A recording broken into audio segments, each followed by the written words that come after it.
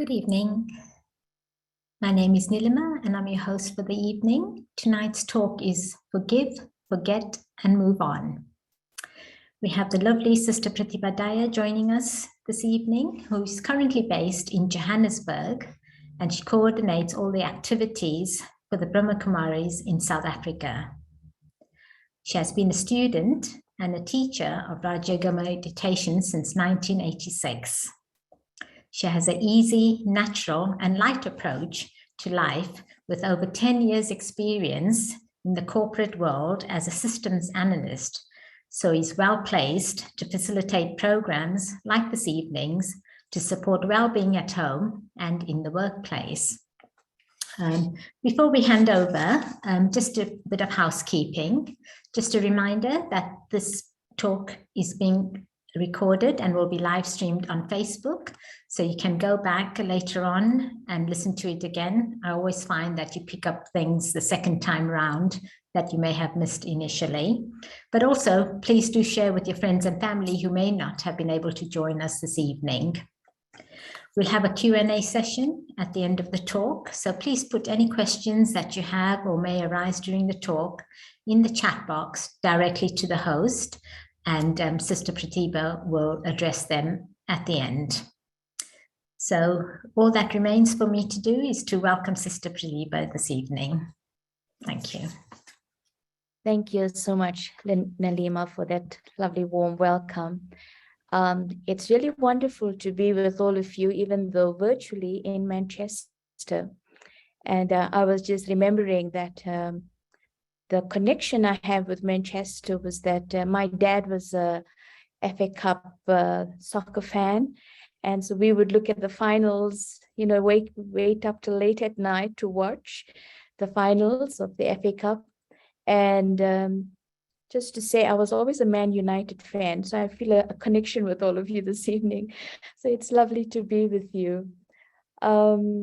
This topic of forgiving, forgetting, and moving on is certainly a very important subject that we have to explore and in some ways really do a lot of inner work around it, because our journey and the quality of our living and our journey is very connected with this whole ability to forgive, forget, and move on. And I think Ruth, when she first asked me to do this talk, she said, you come from Mandela land, so I think forgiveness is a good subject for you. And yes, I think it has been a very rich, live gift to be able to see the power and the impact that forgiveness can have. Because I think I was in my mid-20s when the whole transition had happened. And really at one point, it really did feel that the country was heading for a civil war. But it was this power of holding a bigger picture and letting go of personal pain that Madiba held so powerfully that helped us to move through it.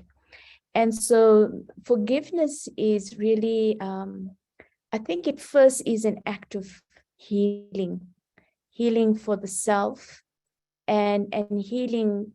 And that was like the vibration that it created for all of us.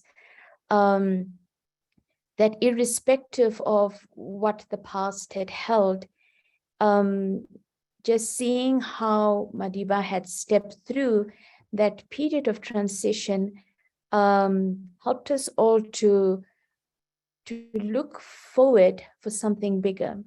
And so I think the first aspect is that, yes, forgiveness is an act of healing, but the power of that is that it embraces everyone.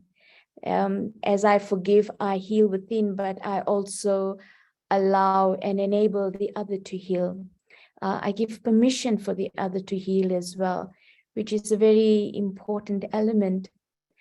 And it's life transforming as well. You cannot be the same once you've really experienced a genuine act of forgiveness. Either you've really forgiven another, or you felt someone else have forgiven you genuinely.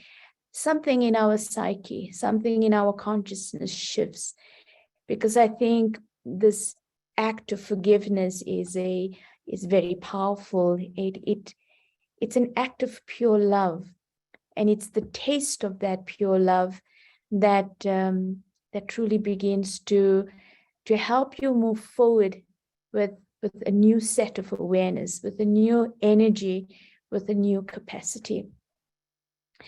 There was a story, actually, there was a talk that I had attended many years in Cape Town. And it was of a man who was the son-in-law of the president of, I think it was Somalia at that point in time. And there was a coup, and he was arrested and thrown into prison. And he was kept in solitary confinement for 7 years or so.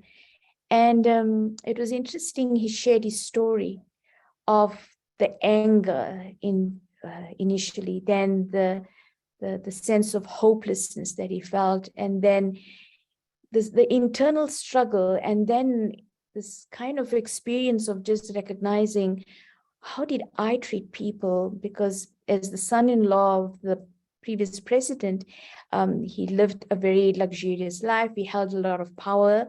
And so he began to see what he was like and how did he treat other people. And beyond that, then there was this kind of a healing and peace with everything. And then one day the doors of the jail just opened and he was told to go home. And he goes home, and he had a beard and everything because the hygienic conditions were very poor in the cell where he was. His wife didn't even recognize him. And then it took him a few years to sort of integrate back into living. But he dedicated his life then to really talk about forgiveness and reconciliation. And he shares how years later, he was in Nigeria, invited to a conference. And the guy who had put him in prison was there as well. And he requested for a meeting with him. And he goes to meet him. And this guy had dark glasses on, and he had a rosary in his hand, and he was sitting.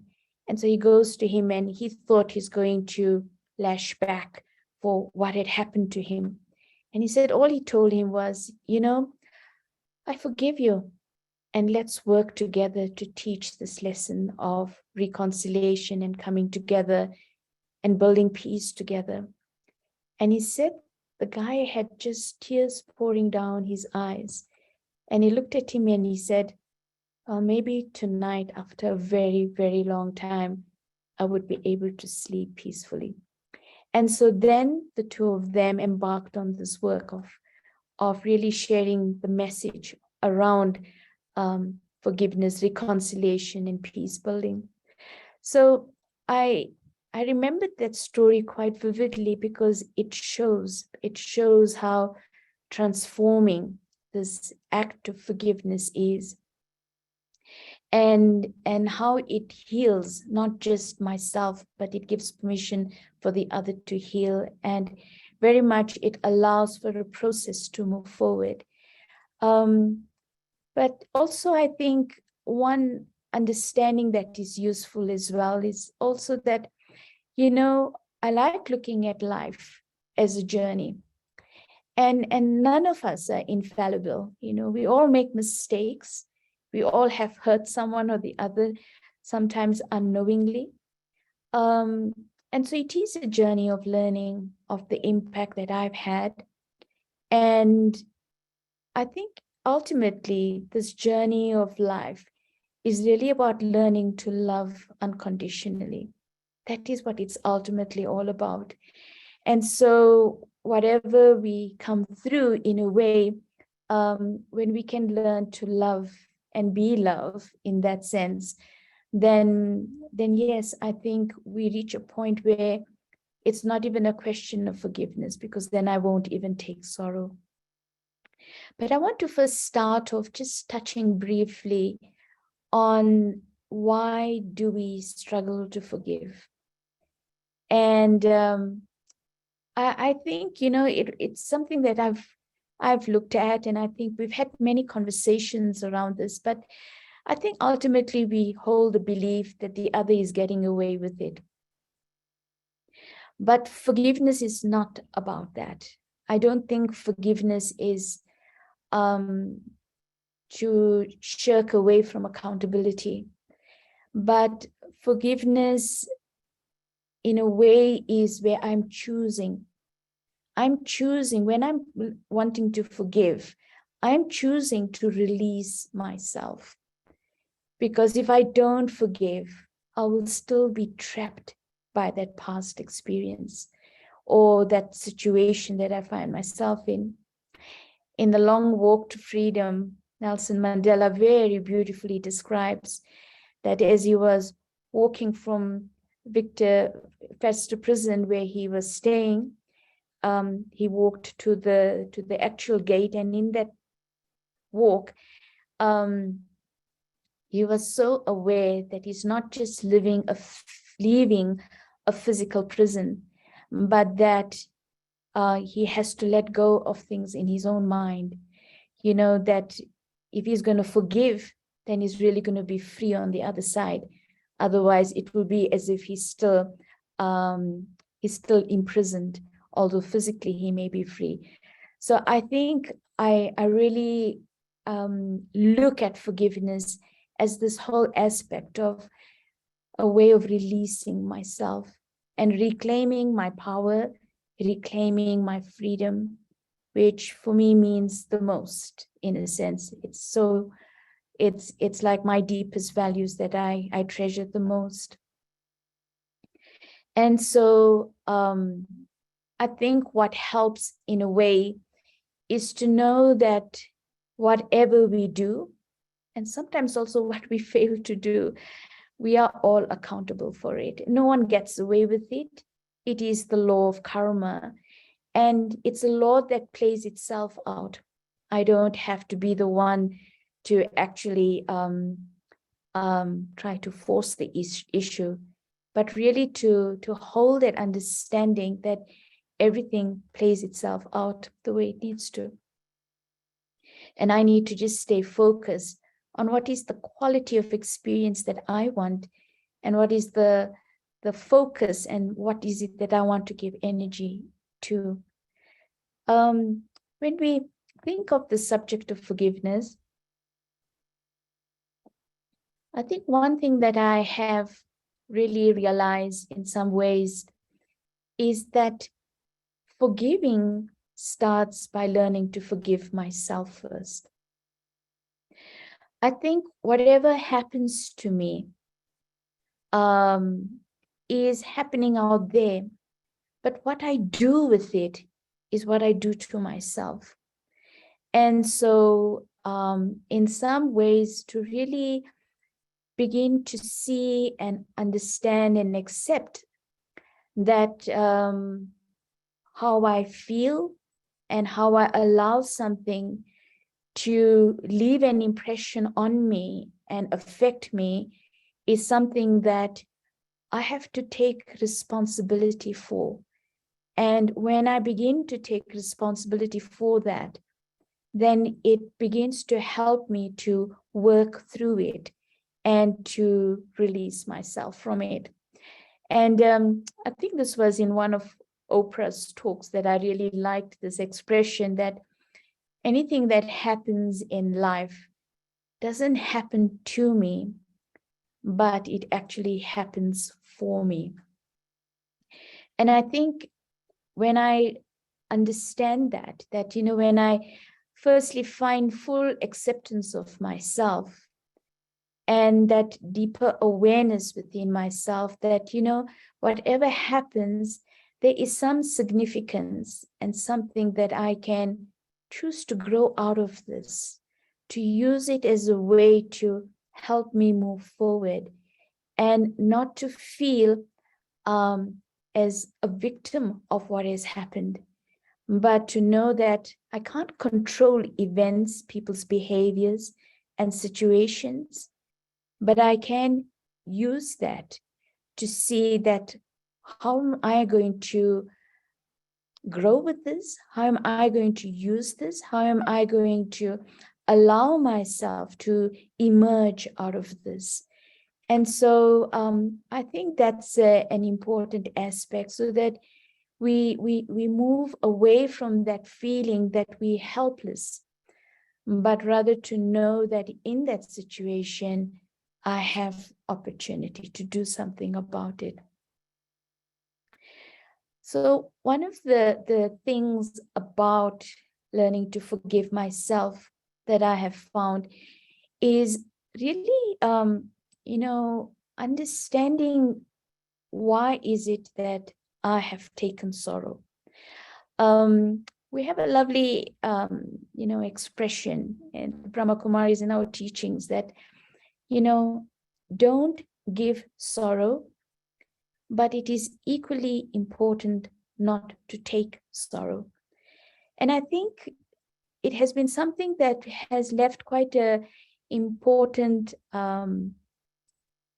way of working on myself. Because in some ways, what happens is that we have a tendency, sometimes it's like a habit of looking at things in a particular way that always depletes our energy. We've had perhaps past experiences, we've had perhaps certain influences that has built within us certain ways of coping and surviving, and sometimes retaliating as well. And I need to begin to recognize my own triggers and my own internal behaviors. Because when I begin to see that, why is it that I take sorrow? Why is it that I allow myself to see things in a particular way? It's almost like recognizing my own survival tendencies in a way helps me then to see that irrespective of the situation, I don't have to almost imbibe it in that way or allow it to leave that kind of an impression within me.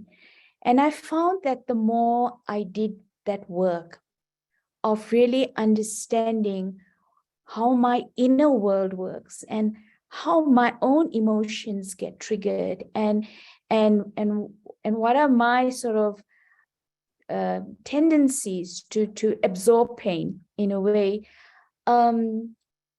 it helped me to almost develop greater empathy for others, in terms of when I could see my own survival strategies and I could perhaps begin to face my own blind spots as well. It then helped me to have just a much more understanding and compassionate attitude towards others and others' behavior. And so with that, it's like I am able to then not take as much sorrow, but just really give the space for people to learn and grow the way they need to. And yet, yes, to have healthy boundaries, so I don't, become a doormat, but also that I don't become so sensitive that I keep taking in pain.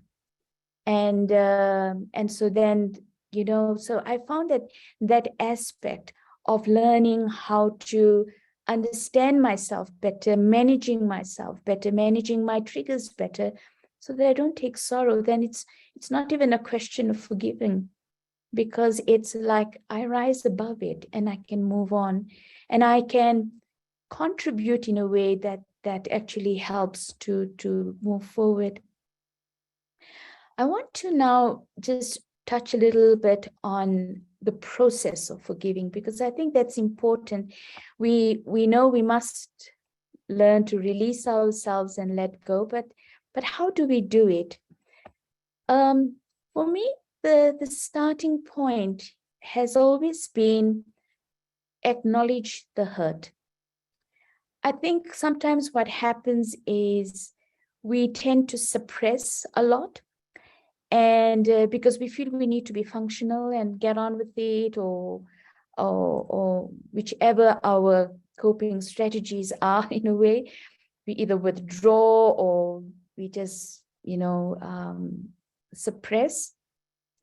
And what happens then, it accumulates and it builds up. So the starting point for me always is learn to acknowledge the hurt. Don't be afraid of it. Just notice it and see what it feels like and name it. Because once you name it, it's like you make it more tangible. What tends to happen with difficult emotions and pain, in a way, is that we get overwhelmed by it and we become it. But when we can name it and recognize it, it's almost to create this kind of a space that I am, and this is a creation. This is a reaction, an internal reaction. So I can begin to see that I have power over it, and I don't let it take over me. And the second thing I found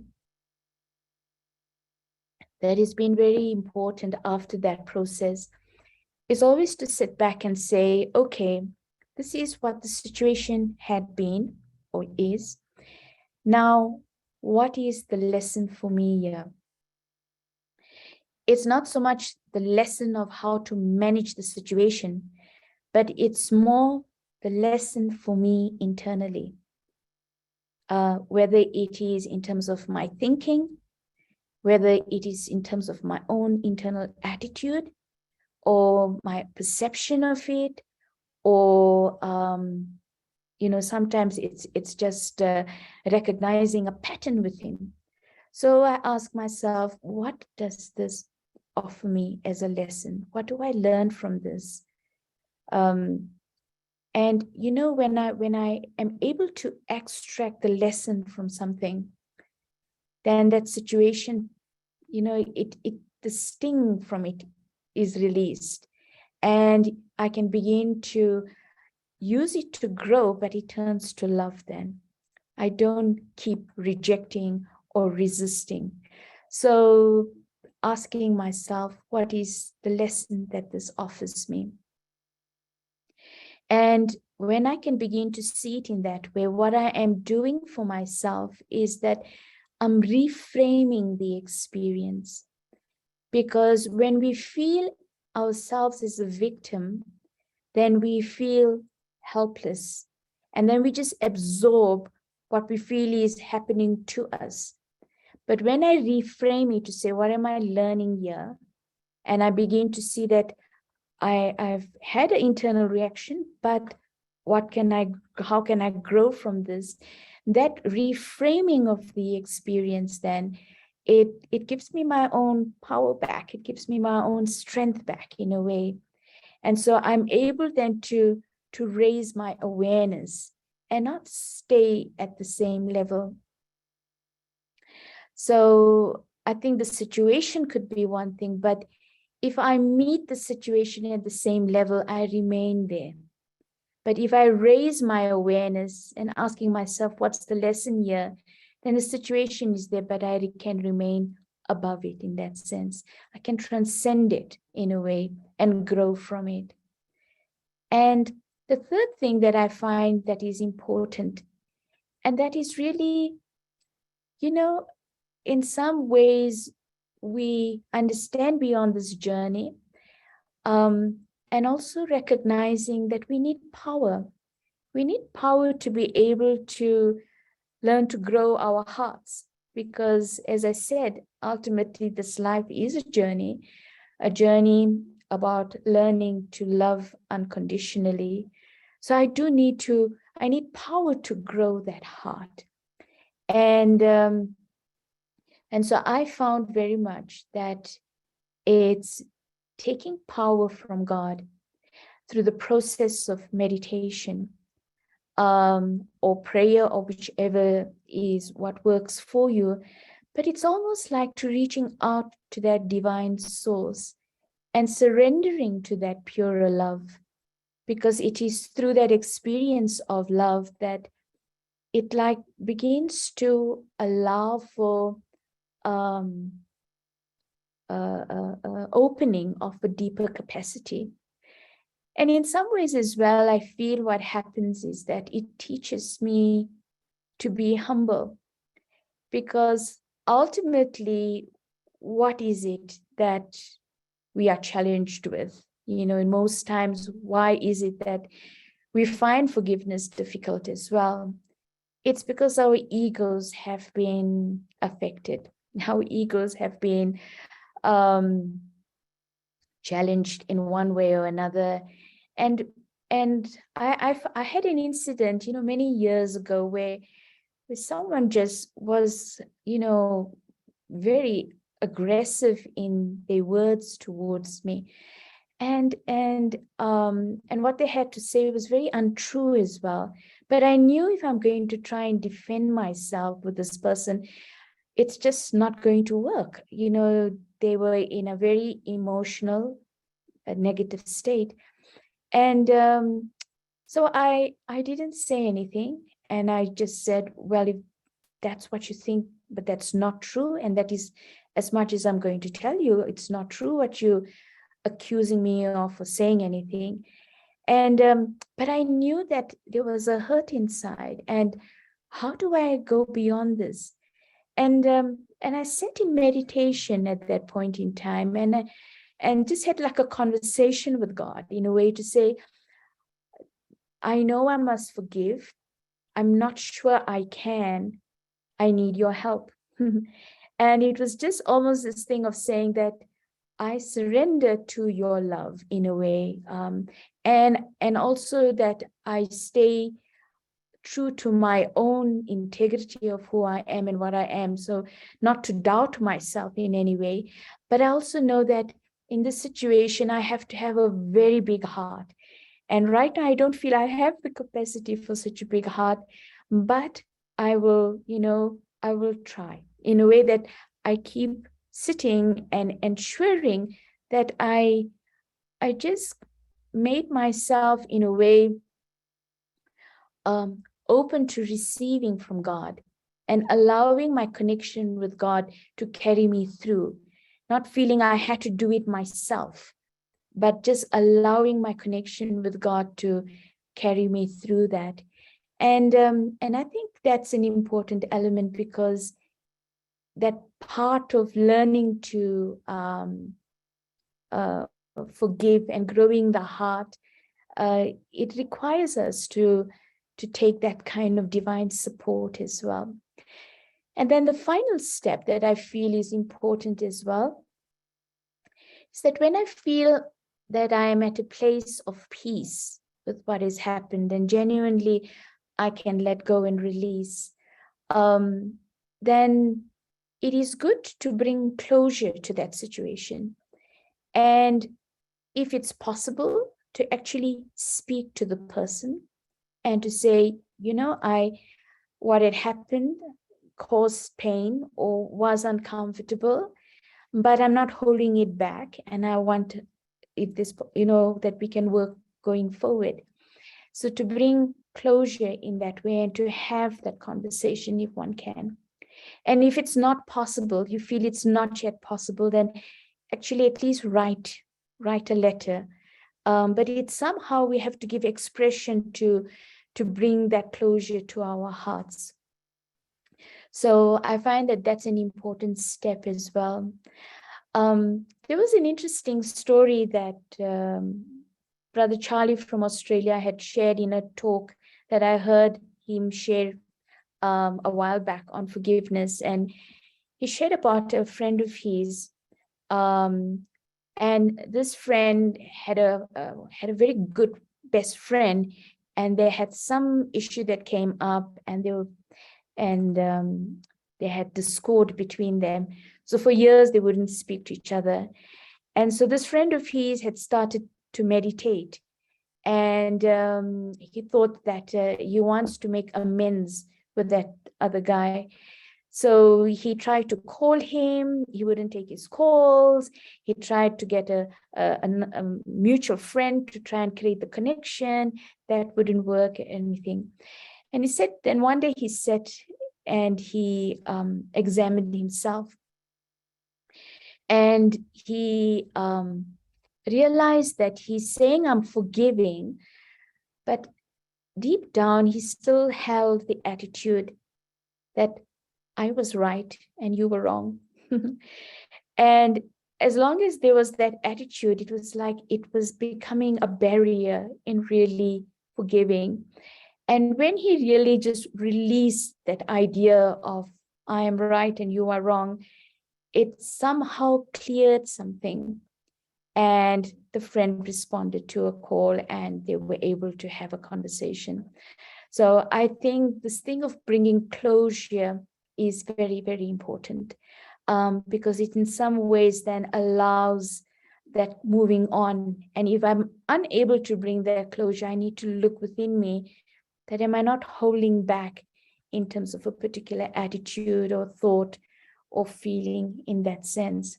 So yes, 4 important steps that I think are important in terms of forgiving. One is acknowledging the hurt and naming it. Second, asking yourself, what are the lessons that I have learned here? Reframing the experience so that I don't see it as a victim, but I raise my consciousness and I am able to grow out of it, claim my lessons and move forward in strength with it. Third step is really taking power from God to grow my heart, because pain shrinks our hearts. And so we need that experience of unconditional love that will allow our heart to expand and grow and become free. And then the 4th aspect is bring closure, to try and speak to the person or write a letter. So that has been the aspect of forgiveness. But I want to now begin to look into the forgetting part.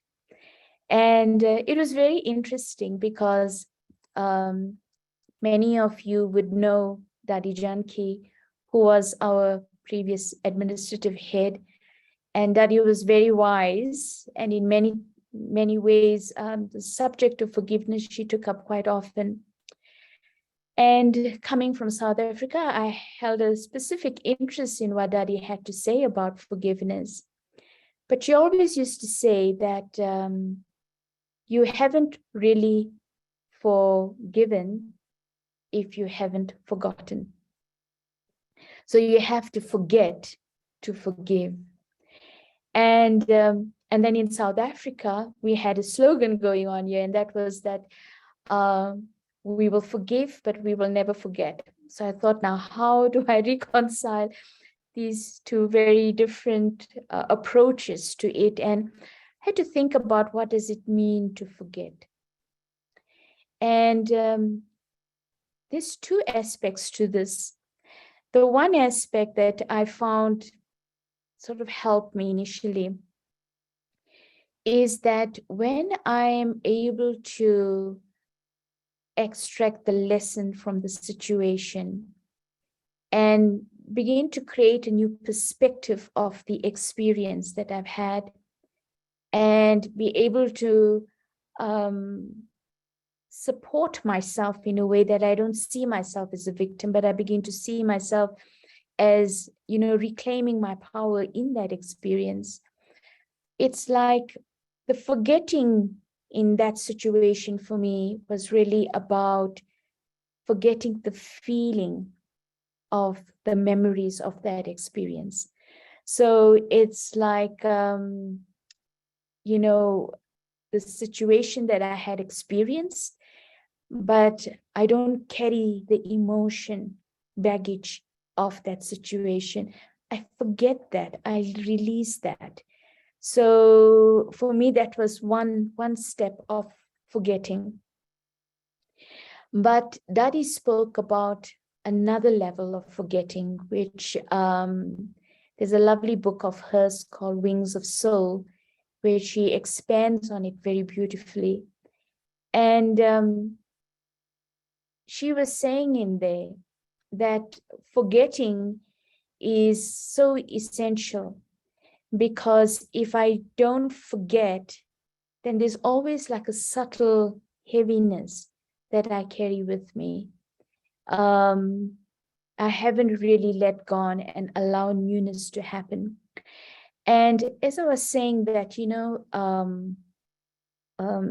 the whole aspect of what is it that gets hurt many times, it is our ego that gets hurt.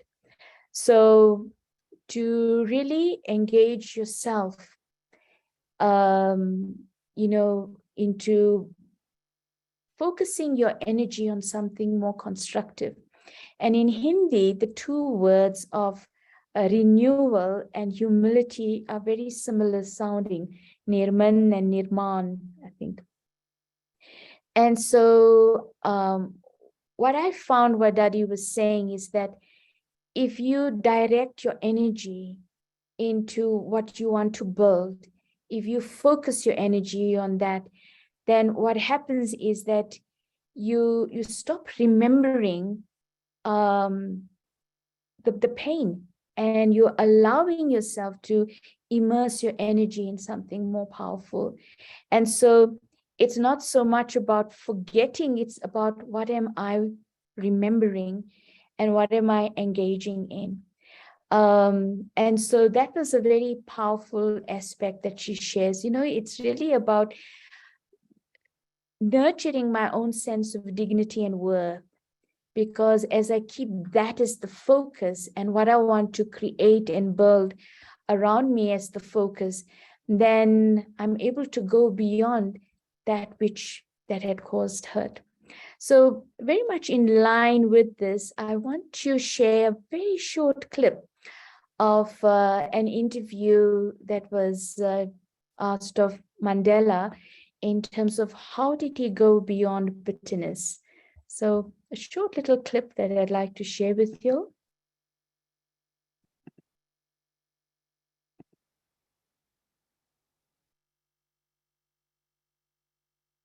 Still, most of your adult life has been taken from you. Where do you put any bitterness, and where do you put that human appetite for satisfaction, if not revenge? Well, it's not easy if you are busy with constructive work to think about issues which make you bitter. Bitterness comes very easily when one is idle and has nothing to do. If you are busy with something positive, constructive, and rewarding, you are likely to forget experiences which have been counterproductive. So I think that very beautifully affirms this whole aspect of what Go Daddy local, meant. go global. Discovery Bank brings you Vitality Trap.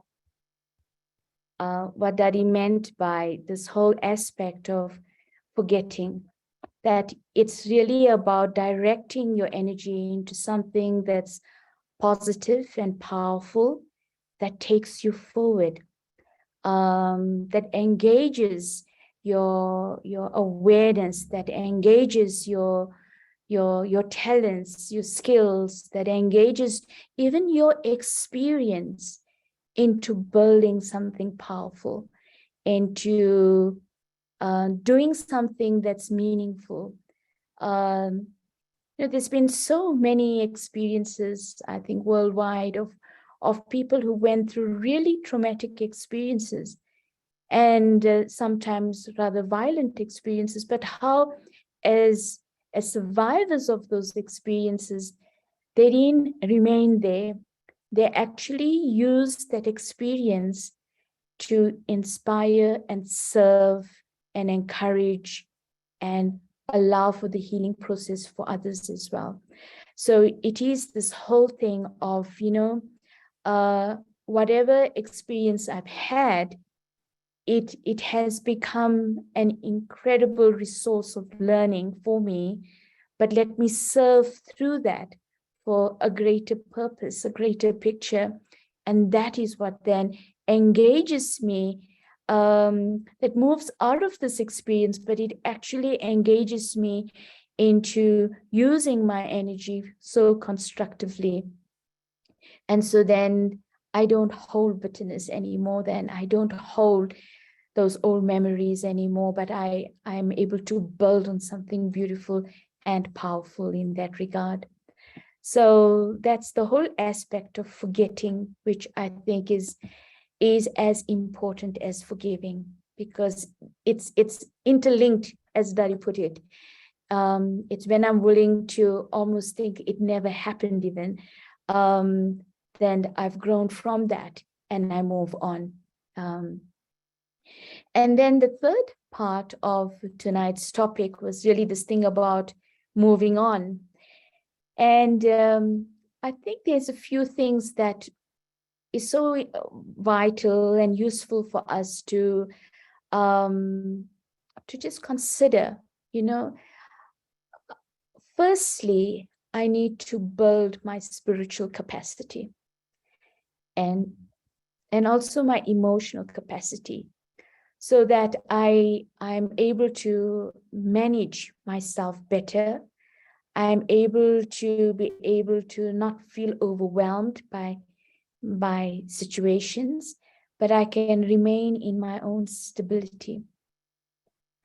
And so I find to take time to invest in evenings like this, but also a more personal study of personal reflection to recognize my triggers and understand how can I help myself so that I don't default into those old patterns, but that I'm able to remain above, that I am able to be objective, that I'm able to observe and be able to redirect my energy quicker. And I think that's something to be very realistic about. Our triggers are there, and they may never completely disappear, but I catch them quicker when I have done the spiritual work, and I'm able to shift out of them quicker, and that's my progress. The second thing that I find to help me move on, and that is something that to cultivate for myself, and that is always learn to speak your truth and live your truth fearlessly. I think a lot of the pain we hold is because we suppress. But it's not about being confrontational, but it's really about holding myself with my values and my principles, and just holding that dignity with which I carry myself. And, you know, it's like people only treat you because you allow them to treat you in certain ways. And so I find that when I really do the work of really knowing what my truth is and holding myself and living that in my awareness and in my consciousness, it's like that energy of me will repel behavior that's not respectful. And that is something that is very subtle, but a very powerful awareness to hold. Don't suppress your truth, but learn to speak your truth with dignity, with peace, and live your truth fearlessly. The third thing that I find that is very important is educating myself spiritually. If I do not engage myself with higher thought, a deeper understanding of the nature of things, feeding myself with spiritual thought, then it's very easy to get pulled by situations and behaviors around me. I keep reminding myself of one thing, that I'm either an influencer or I am influenced. And so when I do that work of working on myself spiritually and educating myself spiritually, keeping my mindset in a higher framework, then what happens is that I become an influencer, not necessarily through my words, but through my presence. I'm not absorbing, so I'm giving. And that then protects me. And that then begins to pave the way forward for me in many different situations. And that also attracts the kind of energy that I find will be conducive and helpful for me. So I think that's an important element. And so be mindful of what you feed yourself. Be mindful of the company you keep, because, you know, small-minded people try to make you small, feel small. Great-minded people will make you feel great. So be mindful of the company you keep. Be mindful of what you feed yourself emotionally and mentally and spiritually, so that you building yourself internally, and you don't absorb negativity, but you're able to give something in return. The next aspect that I would like to touch base on as well, and it's part of the spiritual education, is also learning how to develop spiritual detachment. And we have a lovely expression in the Brahma Kumaris, like, be a detached observer. That means to see things around me, but not be absorbed by it. And I love this definition of spiritual detachment that I came across. I think it was Caroline Myss in one of her books. Spiritual detachment, Caroline says, is the means by which you withdraw from the distractions of power so that you can experience the authentic power of God, that is pure love. And I love that in a way, because what happens that it's in our dynamics with each other. And when that dynamic is influenced by ego, in that dynamic, it's often a power dynamic that's playing itself out. And so spiritual detachment is recognizing that that power play that's playing itself out is very limited. It's very superficial, and it's not helpful at all. And so let go of it. Just let go of it, you know. Where is my focus? The real power is the power of divine love. And when I release that which is limited, I give space to open up and to experience something more subtle, something more divine, and something more uplifting. So, you know, look at things that come up and just let go of the things that are of irrelevance in some ways. So invest your heart in the love of the divine. You know, make time to nurture your inner being in that way, so that then whatever life brings to you, it doesn't feel, it's like you are able to see the jewels and let go of the mud. You are able to rise above and be able to take off it what you want or what you need, rather than become of it. So again, you know, it's not that life happens to you, but life happens for you. And you can only do that when I begin to strengthen myself internally. And so I'd like to just, one more thing I do find that in this process as well is also to know that boundaries are important, and boundaries serve me and the other. So it creates for healthy interaction. And so to be aware of that. And when I learn to do that, then I can move forward as well. And so I'd like to end it, you know, with the expression I started with, that is, life is a journey of learning. It's about learning to love unconditionally, ultimately. So yeah, those were some of the thoughts that I wanted to share this evening with all of you. And I'd like now to just, lead us into a short meditation, and then if there are any questions, I'm happy to take those questions. Okay. So I invite all of you to just sit comfortably upright and just breathing in deeply. Feel your breath relaxing your body. Feel that natural flow of breath. And as you focus on your breath, just feel yourself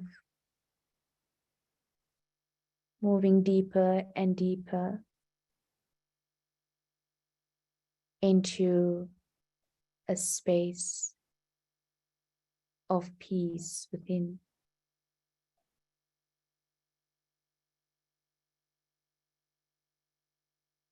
And in this inner space of peace, I become conscious of my heart and the feelings in my heart. And there's this deep awareness that what makes this journey meaningful, rich, and powerful is as I allow my heart to grow and love purely and unconditionally.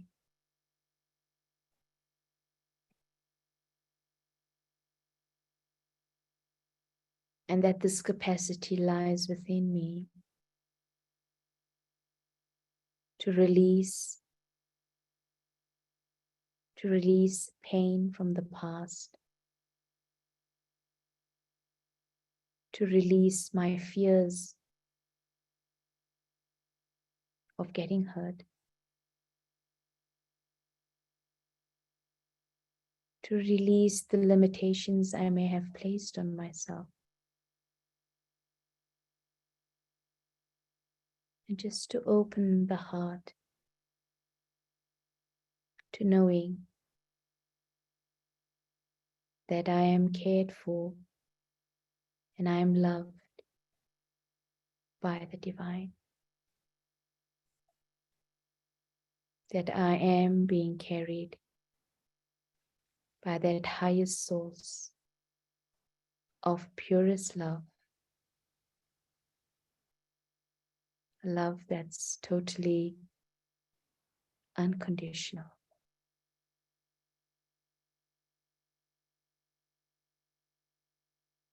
That source of light, of eternal love.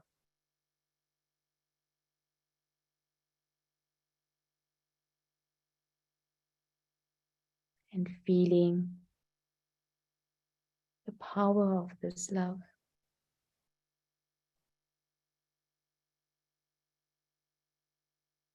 It brings me to a place of quiet contentment and a capacity to give.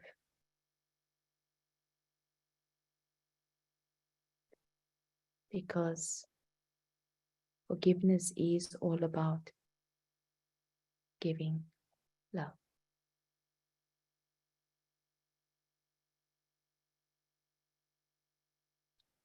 Thank you.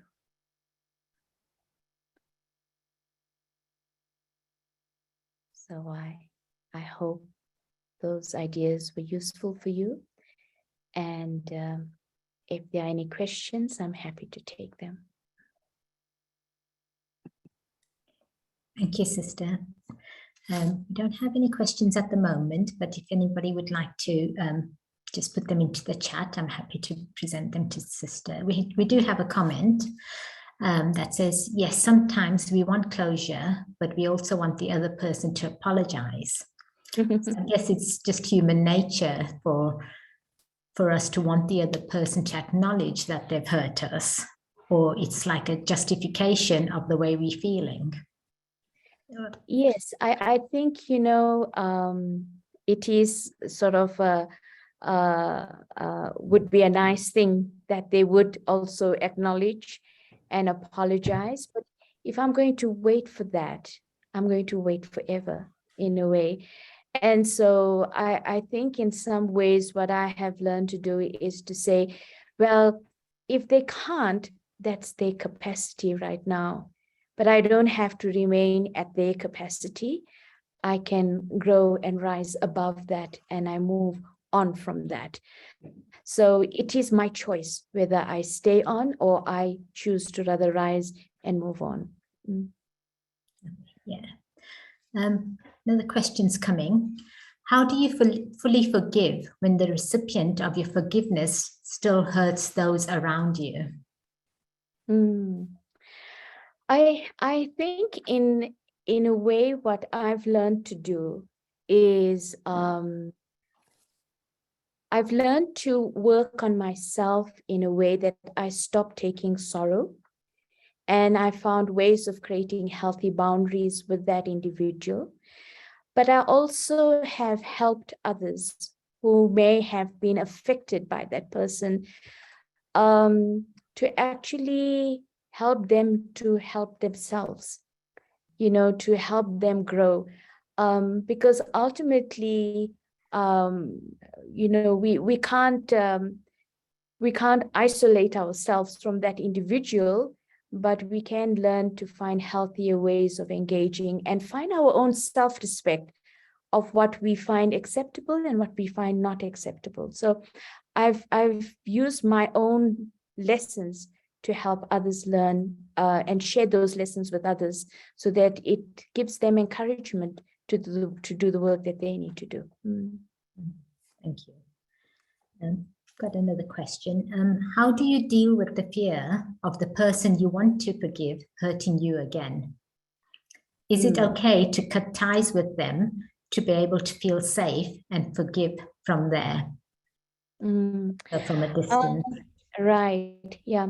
I think the first thing I need to ask myself, and I think my laptop needs a bit of power, so I'm just going to put on my plug. Sure. 1 second.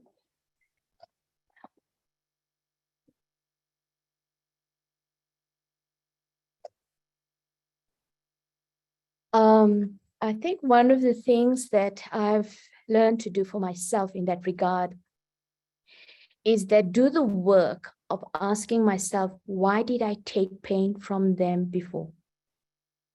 And as I work on myself in that way, then it helps me to go, take the help that I need to find the methods that I need so that I don't go back there in taking that sorrow again.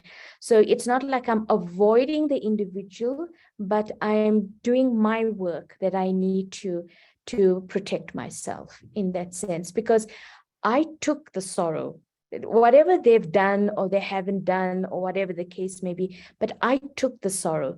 So I need to ask myself, why did I take that sorrow? Was I wanting something from them? Was my self-respect low? That's why they were affecting me in such a way. So I always, it took me time to come to that point of recognizing, but that's where I have to work with. The other may never change, but I don't have to feel the same way that I felt before.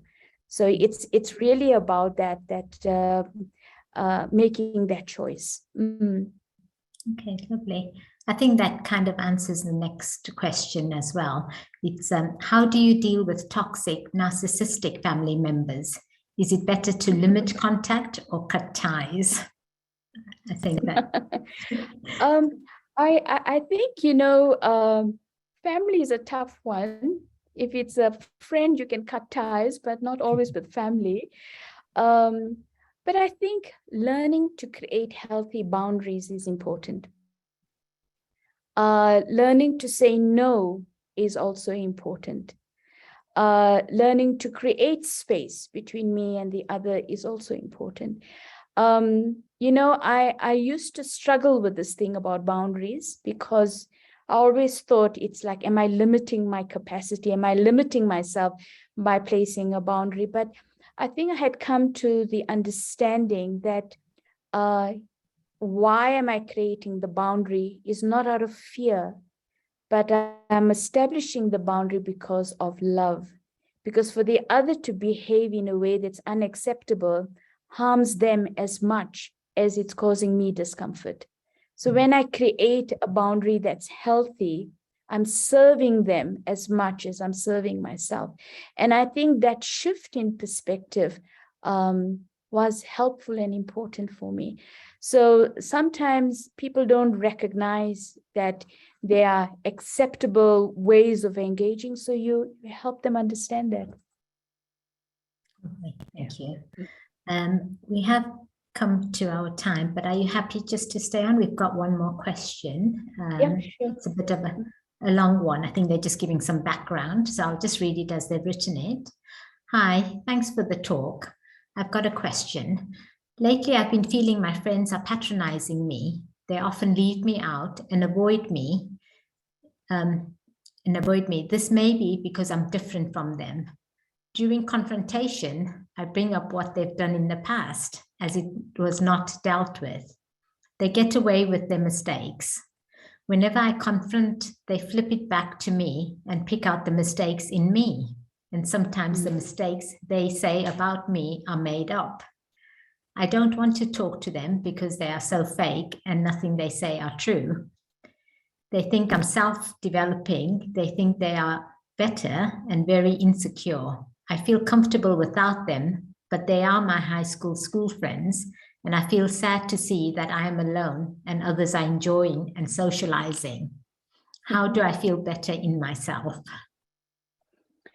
I find that what's important is to take some time to self-reflect. One is to ask yourself, what is important for you? What are your values? What is it that makes things meaningful for you? How is it that what is the quality of relationship and connection that you do want? And then I think it's also important that to self-reflect and to see, are you projecting something that's causing a reaction? Because if it's a few people, then, either even though they're your high school friends, sometimes we've grown apart. And if we've grown apart with different interests and that kind of stuff, it's okay. It's okay then to move apart. But if it is that there's something that I'm projecting that's causing a reaction, then that's something that I need to take accountability for, and to be a bit more self-reflective and see what is the work that I need to do there. And I think in some ways, when we confront, we tend to make people just more defensive. So I think when we want to engage and to, speak about things, be aware of how you're engaging, because confronting always creates a defensiveness. It's almost in a way to say, I'm feeling challenged in this way, rather than say, you did this and you did that, because that just doesn't get us anywhere. It won't work. So approach your journey with a sense of, where is it that I need to shift and where is it that I need to grow? And you will find the right avenues for that. And if you're clear about the quality of relationship you want, what your values are, and if this group of friends are not that, there will be others that you will meet and you will connect with and make friends with. So don't worry, you'll be okay. Thank you. I just have one question. In the talk we've covered a lot. It's focused more on us forgiving and moving on. But there was a quote, and having grown up in Southern Africa as well, it's, with facing apartheid and things, and you mentioned a quote, we may forgive, but never forget. And there's from World War II, there's a quote that's lest we forget, so as a society, as a human, we don't want things being repeated. That's happened in history. So we can't really forget about it, because the next generation kind of needs to know so they don't make the same mistakes. That's how I'm thinking. What are your views on that? Because, we're saying we should forget, but there's some things that for the improvement of society, maybe we shouldn't. Yes, that is an important element.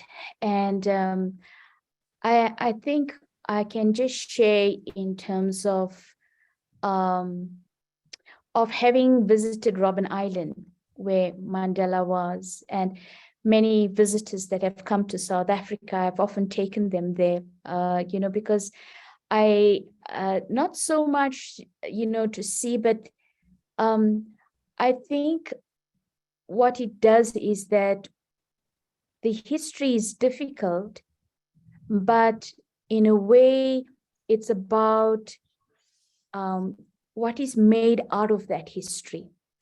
And I think with Robben Island, and you do see the conditions in which Mandela and the other political prisoners were kept in there, but the way the story is told ultimately is that it leaves you with a sense of hope, a hope of the victory of human dignity. And so for me, that's the element. You're not left feeling heavy, but you're left feeling inspired. You're left feeling the kind of power there is in human dignity in that sense. So for me, that's an important element. That of course we can't wipe out our history, but what do we make of our history, and what are we left with in terms of our history? Okay. Thank you. I think that's all the questions. So I just want to say thank you very much for your time, and very inspiring and informative talk. And the stories make it so relatable for a lot of us when you're giving examples. So it's been lovely, joining you this evening.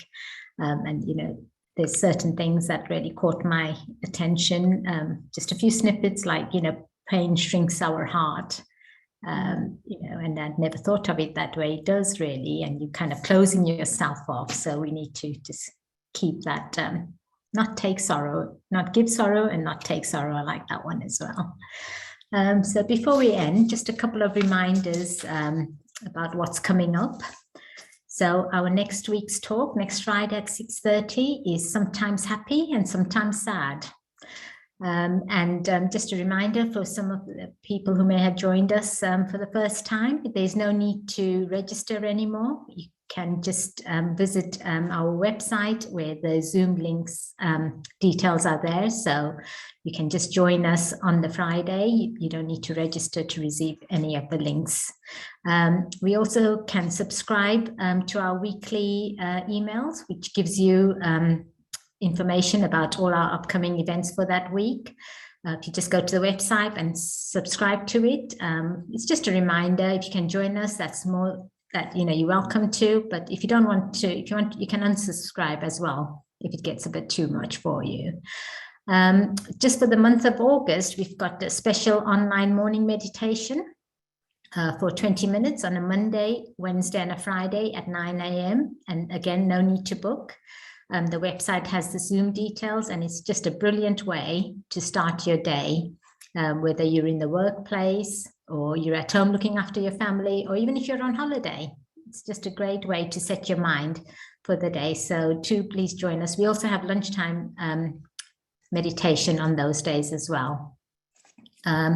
So if you'd like to visit us, you can come to our centre in Manchester by visiting the Manchester Inner Space website. All the details are on the screen now. As I mentioned before, our talks are streamed on Facebook, and all the recordings are there. So it's always nice, especially when you're going through something and you think, oh, I heard that a few weeks ago. Let me revisit it and put into place some of the steps that have been given. We can follow us on Instagram and Twitter. And also we've got, we do a lot of work with the environment. So there's 2 websites there that you can go on and visit and get some information from there. And if you're able to put into practice, every little bit helps. So all that remains for me to say is thank you so much, Sister Pratiba, for joining us. Thank you to everybody who's taken the time to join us this evening as well. And take care. Have a good weekend. Thank you. Thank you very much. And it was a pleasure to be with all of you this evening. Take care. Thank you.